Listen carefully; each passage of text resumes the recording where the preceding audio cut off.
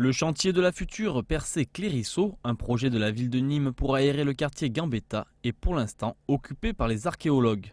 Un petit chantier si on le compare au dernier chantier de fouilles sur le boulevard Jean Jaurès, mais un chantier important pour les chercheurs puisque cette partie nord de la ville a jusque-là très peu été fouillée. Il y a eu 2-3 observations de fait, mais une véritable fouille comme ce qu'il y a aujourd'hui, c'est la première fois. On ne savait pas si on allait trouver des maisons romaines, si on était dans un contexte d'habitat, de domaine public. Et là, on s'aperçoit qu'on a non seulement des constructions, mais des constructions quand même de grande dimension, qui sans doute peuvent être attribuées à un bâtiment public, donc avec des sols qui sont conservés, avec un bassin de grande dimension, avec des jardins, donc vraiment un ensemble assez conséquent pour ce secteur qui était peu connu.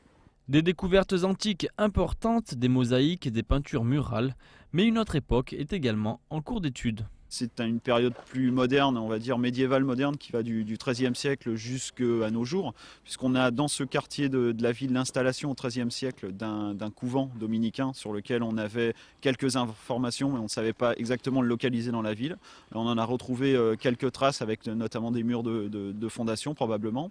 Et puis on a tout un ensemble funéraire avec une vingtaine de tombes qui sont installées, qui sont creusées et installées à proximité et qui peut-être dépendent de ce couvent. Il s'agit pour l'instant d'hypothèses. C'est ensuite les études en laboratoire qui permettront d'expliquer l'histoire complète de ce lieu.